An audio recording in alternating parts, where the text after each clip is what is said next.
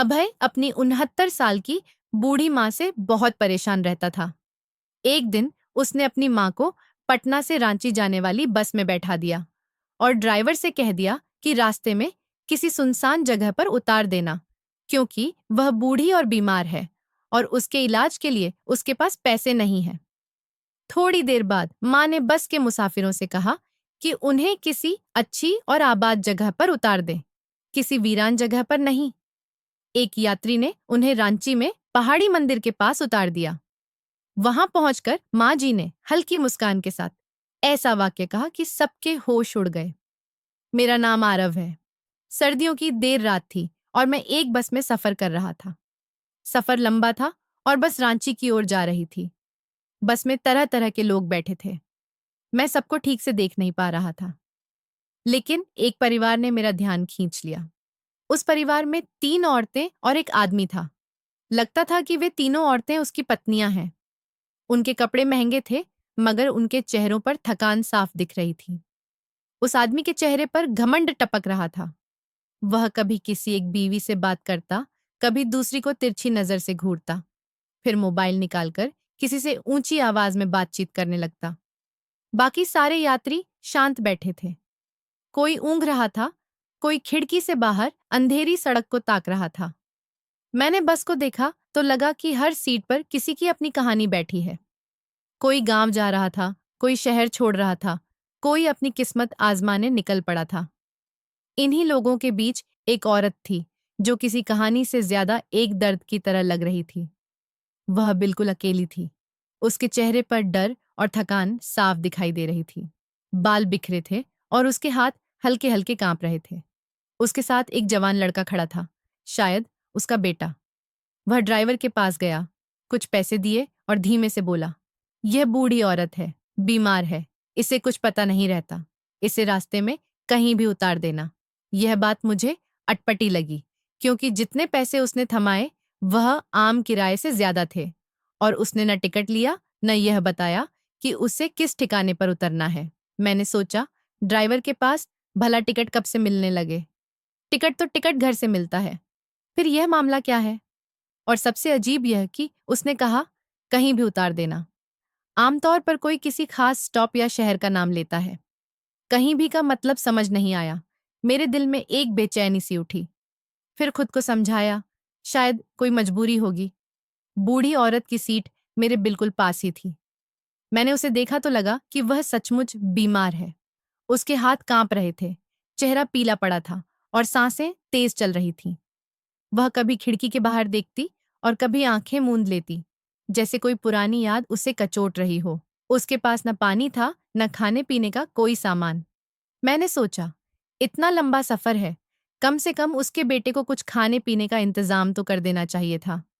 बस धीरे धीरे आगे बढ़ रही थी। बाहर रात गहरी और सड़कें सूनी थीं। बस के भीतर हल्की रोशनी थी, जिसमें मुसाफिरों के चेहरे मुश्किल से नजर आते थे। कुछ सो रहे थे, कुछ जागकर चुपचाप बैठे थे। ड्राइवर ने रेडियो पर पुराना गीत चला रखा था, जिसकी आवाज सड़क के शोर में घुल रही थी। मैं सोच रहा था कि यह औरत कब तक ऐसे ही चुप रहेगी। वह किसी से बात नहीं करती, बस दुपट्टे का कोना पकड़े गहरी सोच में टिकी रहती। मैंने धीरे से पूछा, माँ जी, पानी लेंगी? उन्होंने मेरी ओर देखा तो उनकी आंखों में बरसों का दुख दिखाई दिया। वह धीमे से बोली, मेरा बेटा कहाँ गया? मैंने कहा, वह अभी उतरा है। आप फिक्र न करें, वह आगे कहीं आपको उतरवाने को कह गया है। वह बोली, उतारने को कह गया है? मैंने सिर हिलाया तो वह चुप हो गई और फिर खिड़की की ओर देखने लगी। मुझे लगा कुछ ठीक नहीं। कोई बेटा अपनी बीमार माँ को अकेले यूं कैसे छोड़ सकता है, और ऊपर से यह कहकर चला जाए कि उन्हें कहीं भी उतार देना। यह बात मेरे दिल को चुभ रही थी। फिर खुद को समझाया, शायद वह किसी मजबूरी में गया हो या आगे किसी काम से मिलना हो। थोड़ी देर बाद बस एक सुनसान सड़क पर रुकी। शायद ड्राइवर चाय के लिए ठहरा था।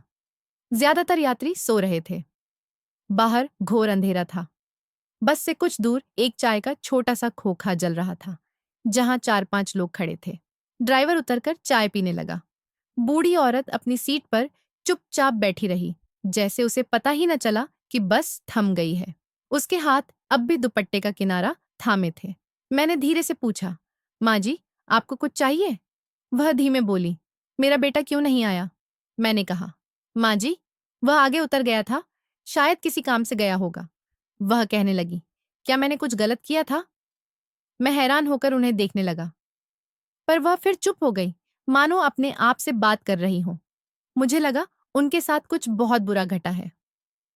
मैं खामोश रहा, सोचा, मंजिल के पास पहुंचकर देखूंगा कि वह कहाँ उतरती है, क्योंकि ड्राइवर भी इस बात से बेखबर था। बस अंधेरे रास्ते में चलती रही और यात्री खामोशी में डूबे रहे।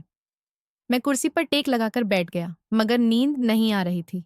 दिल पर एक अजीब सा बोझ था, जैसे कुछ गलत होने वाला हो, जैसे इस सफर में कोई राज छिपा हो। तभी मेरी बीवी का मैसेज आया। उसका मैसेज आते ही मेरा माथा तन जाता था, क्योंकि मुझे पता था अब वह किसी बात पर उलझेगी। उसे हर छोटी बात में ताना देना, जिद पकड़ लेना और मामूली बात को बड़ा बना देना आदत सी हो गई थी। वैसे भी उन दिनों मैं उससे बहुत खफा था। मेरी माँ का देहांत हो गया था और वह मेरी माँ की आखिरी रस्मों में भी शामिल होने नहीं आई।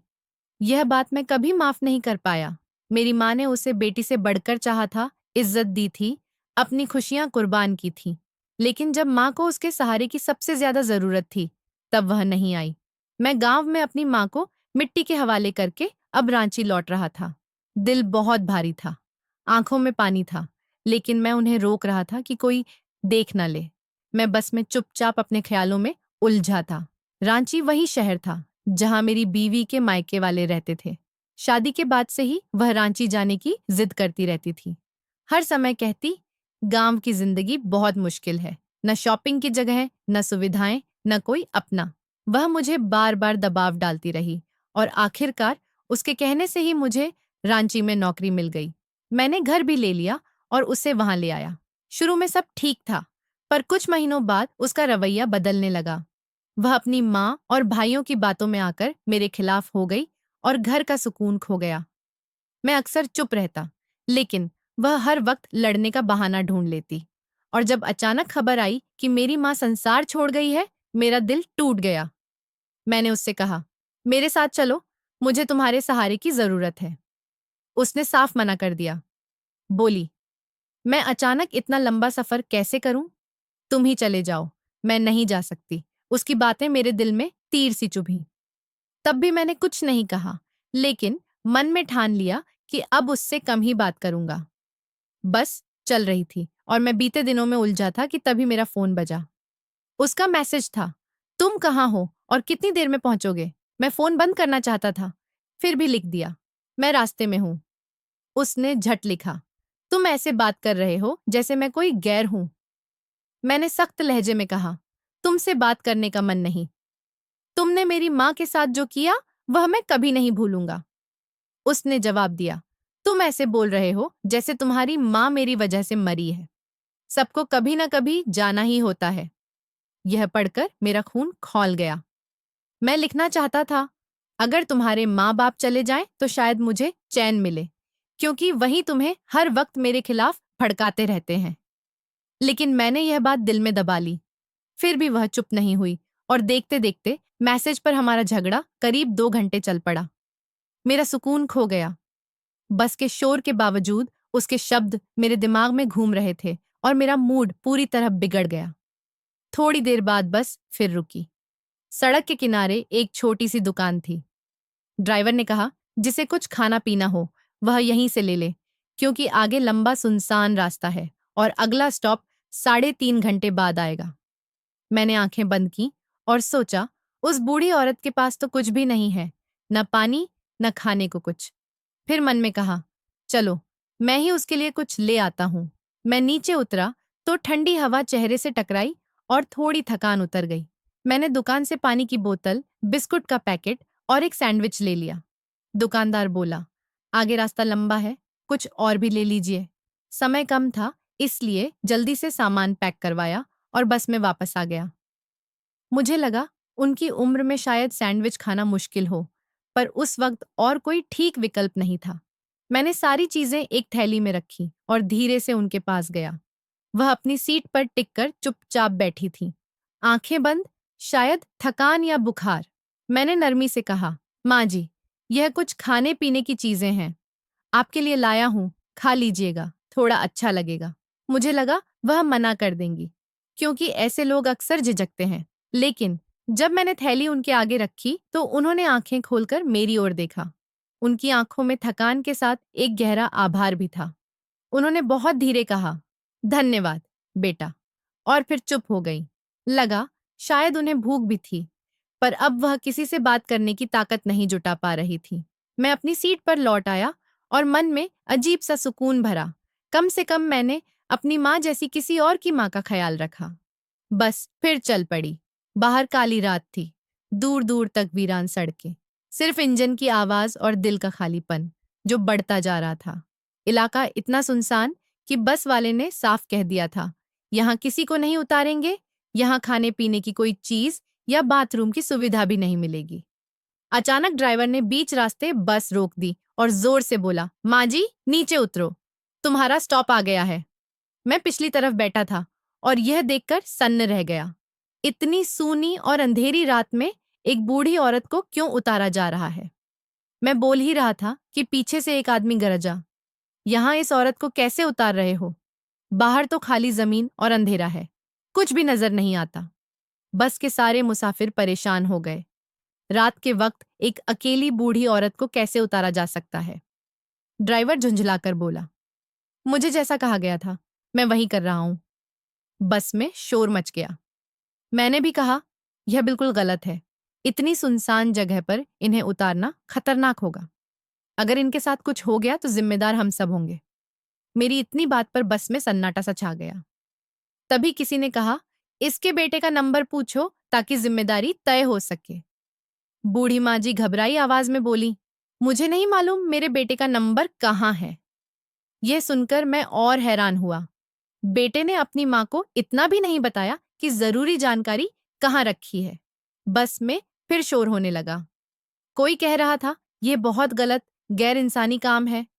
कोई पूछ रहा था, इतनी अंधेरी रात में कोई किसी बूढ़ी औरत को कैसे उतार सकता है?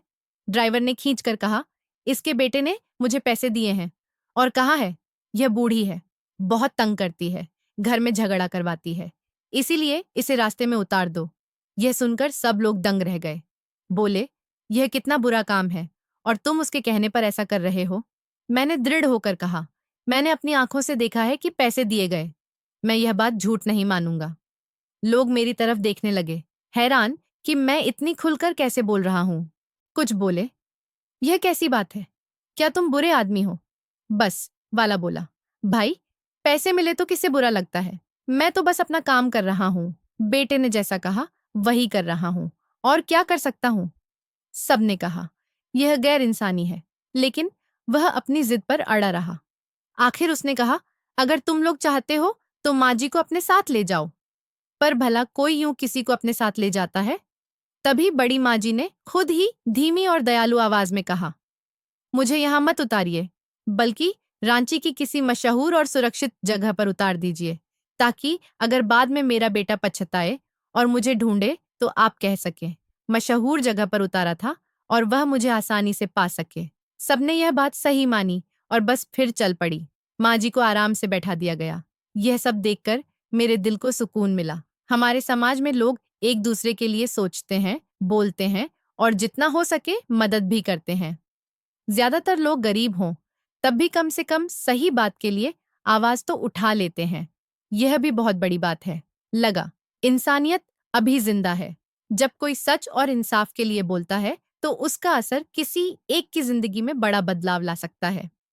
मैंने माँ जी की ओर देखा। वह अब शांत थीं।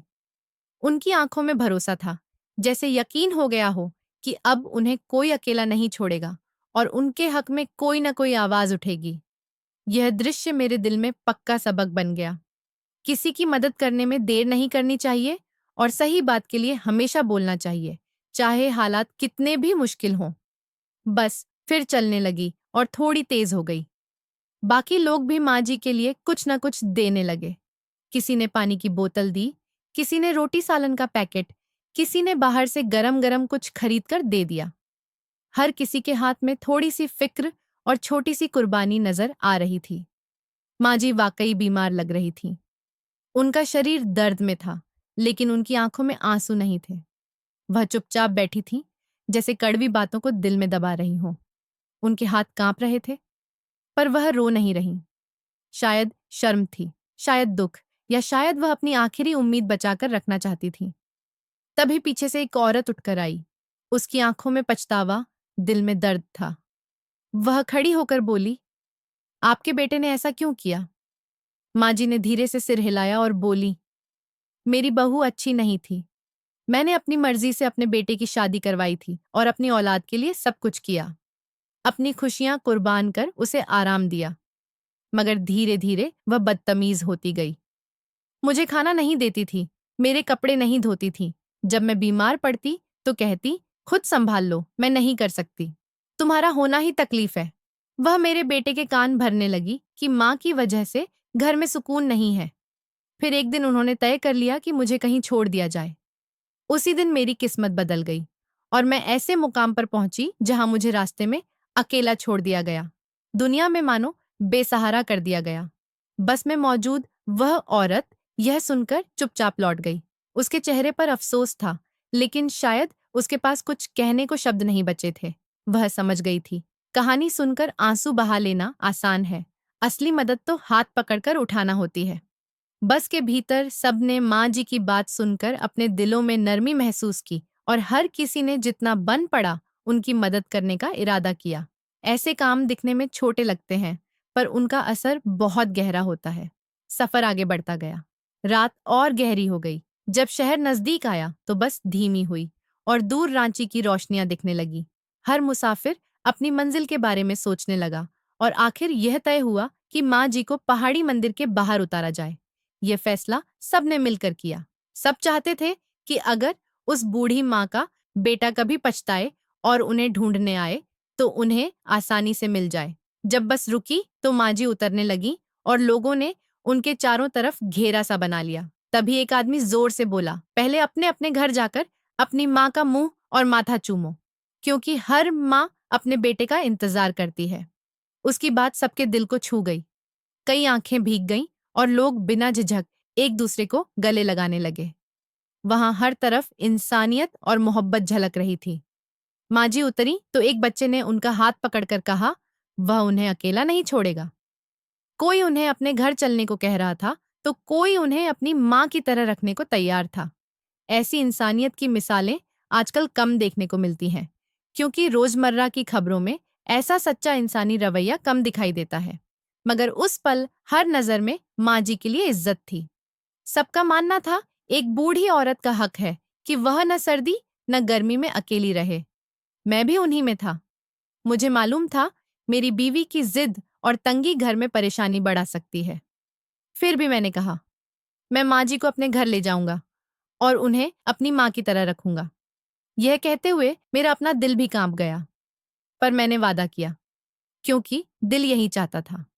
वहीं एक नौजवान सचिन भी था, जो बेझिझक और सच्चे मन से कह रहा था वह माँ जी को अपने घर ले जाएगा। सचिन बोला, मेरे घर में मेरी एक बहन है, माँ बाप अब नहीं है। आप माँ जी को मेरे घर ले आइए, मैं उन्हें माँ की तरह रखूंगा और पूरी जिम्मेदारी उठाऊंगा। उसकी आवाज में सच्चाई और भरोसा था।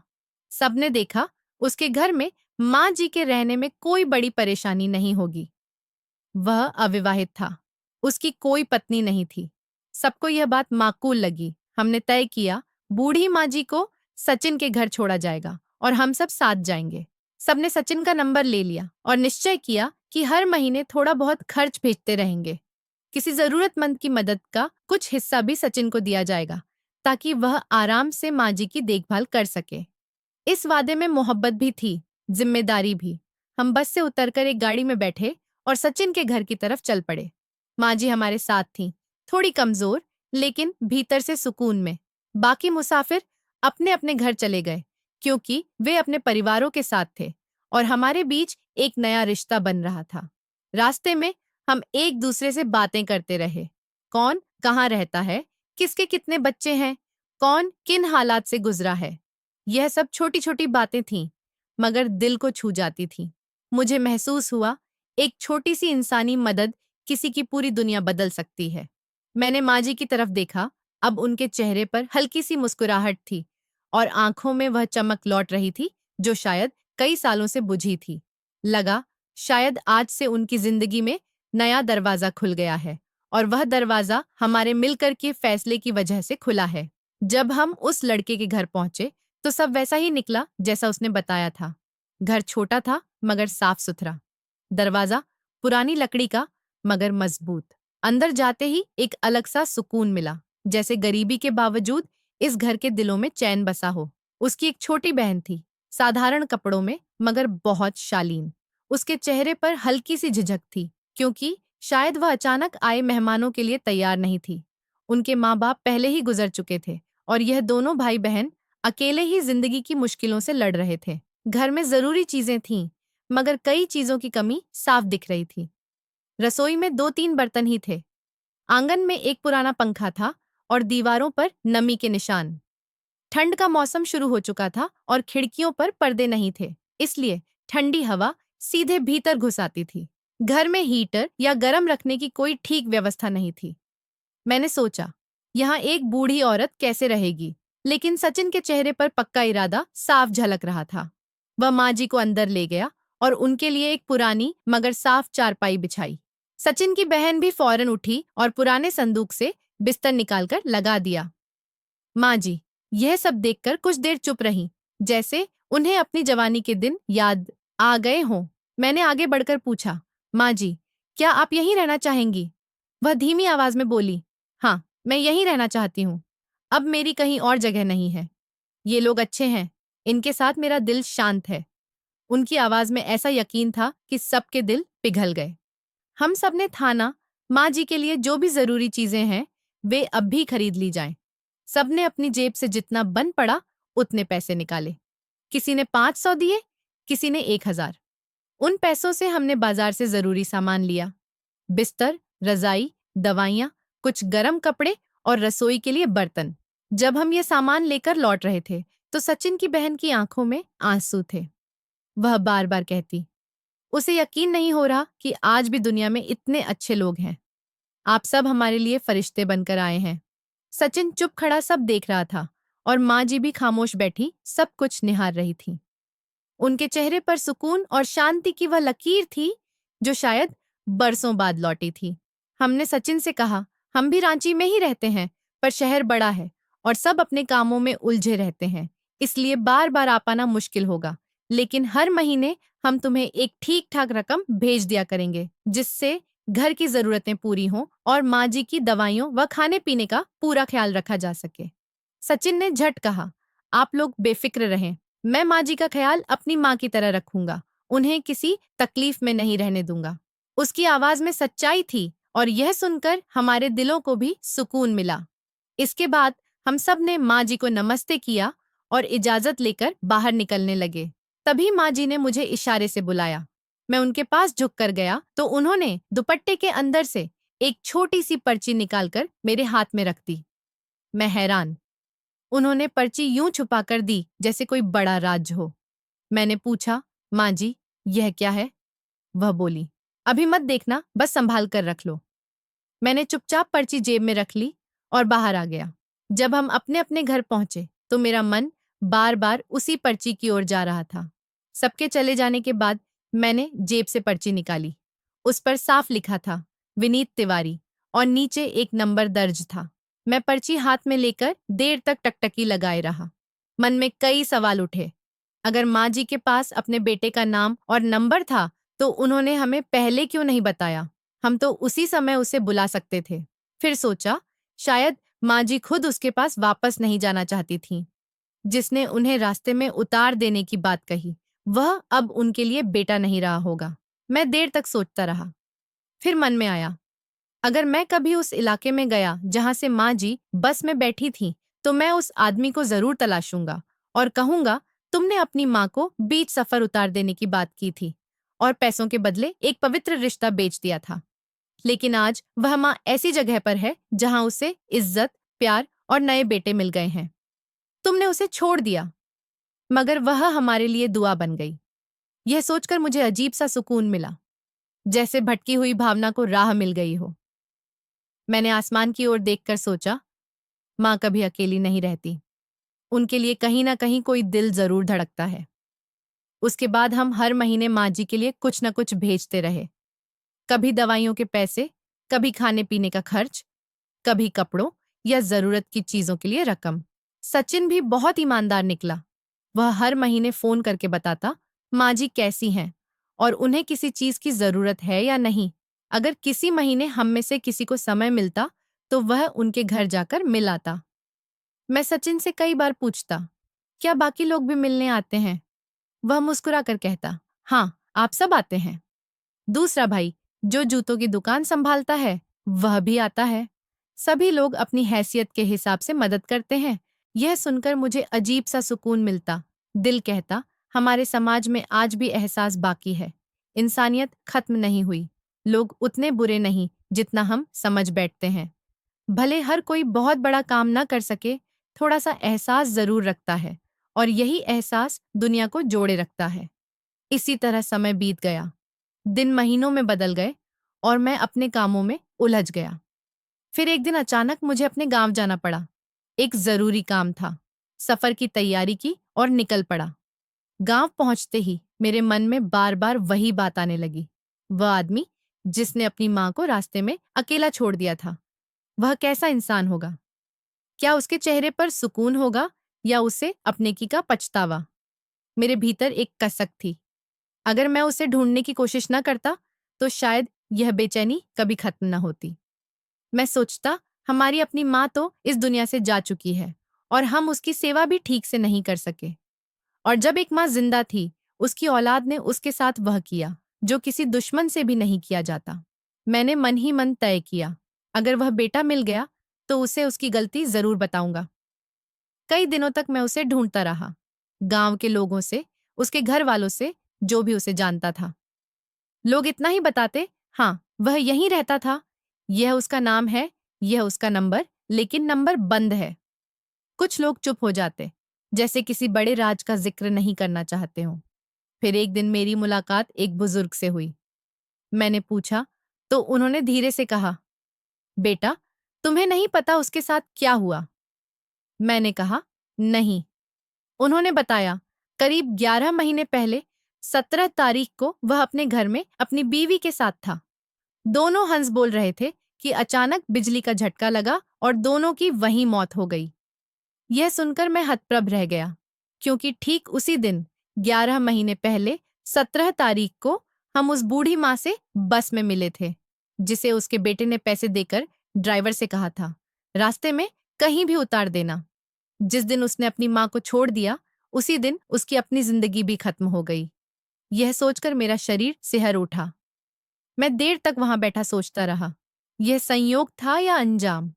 महसूस हुआ, कभी कभी माँ का दिल दुखाना बहुत भारी पड़ जाता है। शायद किसी माँ की आह ऊपर तक पहुंचने में देर नहीं लगती। उसी वक्त मैंने तय किया, मैं यह बात उस माँ जी को कभी नहीं बताऊंगा। औलाद चाहे कैसी भी हो, माँ के लिए वह औलाद ही रहती है। चाहे वह कितना भी दुख दे, माँ उसके लिए बदुआ नहीं देती। वह हमेशा उसके लिए भलाई और दुआ ही करती रहती है। यह सोचकर मेरा दिल घबराता रहा। अगर मैं माँ जी को सच बता दूं, तो उनका दिल टूट जाएगा। उनकी आखिरी उम्मीद बुझ जाएगी और उनकी आंखों की वह रोशनी खत्म हो जाएगी जो उन्हें जिए जा रही है। कुछ दिन बाद मैं वापस रांची लौट आया। जब दोबारा माँ जी से मिलने गया, तो उनकी तबीयत पहले से बेहतर थी। उनके चेहरे पर जो संतोष था, वह अब सुकून में बदल चुका था। उनका शरीर भी पहले से ज्यादा संभला हुआ लगा और बातों में ताजगी थी। मैं उनके पास बैठ गया। उन्होंने पूछा, बेटा, तुम वहां गए थे? मैंने कहा, हाँ, गया था। फिर उन्होंने पूछा, मेरे बेटे से मुलाकात हुई? मैंने मुस्कुराकर कहा, हाँ, हुई थी। वह बोली, वह खुश है? मैंने कहा, हाँ माँ जी, वह खुश है, ठीक है, उसकी हालत भी अच्छी है, आप बिल्कुल फिक्र न करें। माँ जी के चेहरे पर हल्की सी मुस्कुराहट आई। उन्होंने आंखें बंद करके कहा, बस, अगर वह खुश है तो मैं भी खुश हूं। उनकी यह बात सुनकर मेरे दिल में अजीब सा दर्द उठा, मगर मैंने उसे छुपा लिया। आज तक मेरी हिम्मत नहीं हुई कि मैं माँ जी को बता दूं, उनका बेटा अब इस दुनिया में नहीं रहा। हर बार मैं यही कह देता हूँ, कभी कभार उससे मुलाकात हो जाती है, वह ठीक है, खुश है, अपनी जिंदगी में व्यस्त है। और यह सुनते ही माँ जी की आंखों में वही रोशनी चमक उठती है, जैसे बुझा दिया दिया फिर से जल उठा हो। वह मुस्कुराती है और मैं उनकी मुस्कुराहट देखकर चुपचाप सिर झुका लेता हूँ। कभी कभी जब मैं उनसे मिलने जाता हूँ तो सोचता हूँ, दुनिया में कैसे कैसे लोग हैं। कुछ लोग माँ को बोझ समझते हैं और कुछ ऐसे भी हैं जो बूढ़ी माँ को अपनी जान से ज्यादा इज्जत देते हैं। जब मैं सचिन और उसकी बहन को देखता हूँ तो लगता है इंसान चाहे तो गरीब होकर भी दिल से अमीर हो सकता है, क्योंकि असली दौलत दिल की होती है, घर की नहीं। और जिस घर में माँ का साया हो, वह घर कभी खाली नहीं रहता। बाद में ऐसा भी हुआ कि माँ जी को मैं कुछ दिनों के लिए अपने घर ले आया, क्योंकि मेरी बीवी की डिलीवरी थी और मुझे किसी ऐसी औरत की जरूरत थी जिसे बच्चे संभालने का अनुभव हो। जब मैंने माँ जी को बुलाया तो उनके चेहरे पर अलग सी खुशी थी, जैसे उनके अंदर फिर से जिंदगी लौट आई हो। मैं सोचने लगा, यह औरत कितनी नेक और सब्र वाली है, जिसने इतनी मुश्किलें झेली, फिर भी उसने कभी शिकायत नहीं की। जब वह मेरे घर आई तो मैं थोड़ा घबराया। मुझे लगा मेरी बीवी को शायद अच्छा न लगे। पर हैरानी यह कि मेरी बीवी ने उनसे बहुत प्यार से बात की और माँ जी ने भी अपनी मीठी बोलचाल से उसका दिल जीत लिया। जैसे ही वह घर में दाखिल हुई, घर में बरकत सी महसूस हुई और माहौल बदल गया। उन्होंने सबसे पहले बच्चे को देखा और मेरी बीवी को आशीर्वाद दिया। भगवान तुम्हें खुश रखे, तुम्हारे बच्चे को सुरक्षित रखे और उसे कभी दुख न मिले। माँ जी ने अपने हाथों से बच्चे को गोद में लिया तो जैसे घर में नई रोशनी फैल गई। वह कहने लगी, बच्चा बहुत प्यारा है और तुम दोनों के लिए खुशियां लाएगा।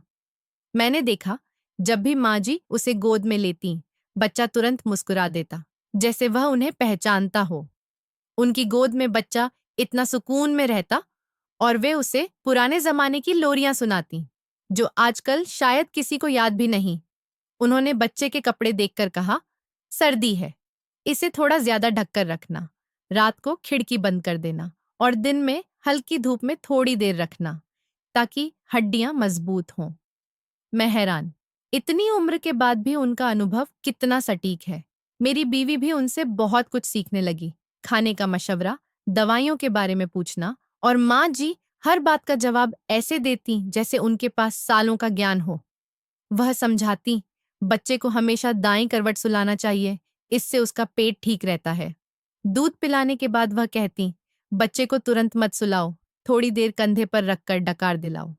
ऐसी छोटी छोटी बातें जिन पर हम ध्यान नहीं देते थे, वह बड़े प्यार से समझाती थी, और जब हम उनकी बात मानते तो सच में फायदा होता। मेरी बीवी भी एक दिन बोली, इतनी नेक औरत मैंने कभी नहीं देखी, यह तो जैसे फरिश्ता है। मैं भी सोचता, जो औरत अपने बेटे से बिछड़ गई फिर भी दूसरे के बेटे को अपना मानकर उसकी सेवा करे, वह वाकई आम इंसान नहीं हो सकती। माँ जी हमारे घर आई तो जैसे बरकत और रहमत आ गई। वह सुबह जल्दी उठकर पूजा पाठ करती, फिर धीरे धीरे चाय बनाती और मेरी बीवी से कहती, तुम आराम करो, तुम्हें अभी आराम चाहिए। वह पूरा घर संभाल लेती थी। एक दिन मैंने पूछा, आप आराम क्यों नहीं करती? तो बोली, बेटा, जब तक हाथ पांव चल रहे हों कुछ करते रहना चाहिए, खाली बैठने से जिंदगी रुक जाती है। उनकी बातें इतनी प्यारी होती कि मैं घंटों सुनता रहता था। कभी कभी रात को अपने पुराने दिनों के किस्से सुनाती, कैसे उन्होंने अपने बच्चों को पाला, कैसे सर्दियों में लकड़ियां जलाकर पानी गर्म करती ताकि बच्चे बीमार न हो।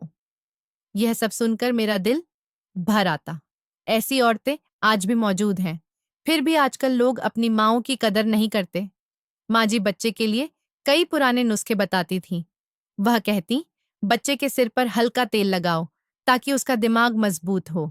वह समझाती, बच्चों के पैर कभी नंगे मत रहने दो, चाहे गर्मी हो या सर्दी, क्योंकि जमीन की ठंडक नुकसान देती है। वह हर बात बहुत प्यार से कहती और हम दोनों उनकी बातों पर अमल करते। वह हमारे लिए सिर्फ मदद करने वाली नहीं थी, बल्कि घर में बरकत लाने वाली थी। उनकी दुआओं से घर में खुशियां बढ़ गईं। मैंने महसूस किया, जब से वह हमारे घर आई, घर में कभी झगड़ा नहीं हुआ और सब कुछ अपने आप बेहतर होने लगा। एक दिन मेरी बीवी ने कहा, काश माँ जी हमेशा हमारे साथ रहे। मैंने कहा, उनका भी अपना घर है, लेकिन मेरे मन में भी यही था कि वह यहीं रहे, क्योंकि वह घर की रोशनी जैसी थी। जब वह गीता पढ़ती तो उनकी आवाज में ऐसा सुकून होता जो दिल को छू जाता। वह बच्चे के सिर पर हाथ फेरकर लोरी देती ताकि उसे नजर न लगे। हम हैरान थे, इतनी उम्र में भी उनमें इतनी ताकत कैसे है। कुछ दिन बाद जब वह अपने घर वापस जाने लगी तो घर उदास हो गया।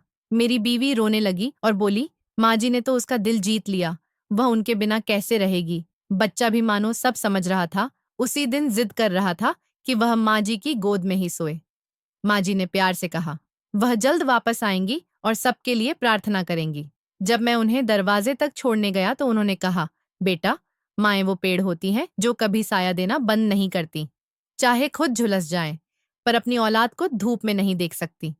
यह सुनकर मेरी आंखों से आंसू छलक पड़े। मैंने उन्हें विदा किया और मन में ठान लिया, मैं हमेशा उनका ध्यान रखूंगा। मुझे मालूम था वह अकेली हैं, पर उन्होंने कभी किसी पर बोझ नहीं डाला। उस दिन के बाद मैं हर हफ्ते उनसे मिलने जाता और उनके लिए खाने पीने की चीजें ले जाता। वह हर बार यही कहती, बेटा, ज्यादा खर्च मत किया करो, बस थोड़ा सा समय दे दिया करो, क्योंकि समय ही इंसान को जीने की उम्मीद देता है। जब मैं इन बातों के बारे में सोचता हूँ तो लगता है माएँ ही हैं जो अपने बच्चों के लिए अपनी नींद, अपनी ख्वाहिशें और अपनी खुशियां तक कुर्बान कर देती हैं, और हम कभी कभी उनका धन्यवाद तक नहीं करते। मैं सोचता हूँ, अगर माँ जी ना होती तो शायद हमारा बच्चा इतना मजबूत ना होता और हमारा घर भी उतना खुश ना होता। वे कुछ दिन जो उन्होंने हमारे साथ बिताए हमारी जिंदगी के सबसे उजले दिन थे। उन्होंने हमें सिखाया, माँ सिर्फ जन्म देने वाली नहीं होती, वह एक ऐसी रूह होती है जो घर को स्वर्ग बना देती है। उस दिन के बाद मैंने अपने दिल में ठान लिया, मैं हमेशा किसी न किसी माँ की सेवा करूंगा, क्योंकि जो लोग माँओं की इज्जत करते हैं उनके घर में कभी अंधेरा नहीं रहता। तो दोस्तों, यह थी आज की कहानी। इस कहानी पर आपकी क्या राय है? कमेंट में जरूर लिखिए। अगर आपको कहानी पसंद आई हो तो वीडियो को लाइक करें, चैनल को सब्सक्राइब करें और बेल आइकन दबाकर ऑल पर सेट कर लें ताकि नए वीडियो की सूचना आपको तुरंत मिल सके। धन्यवाद।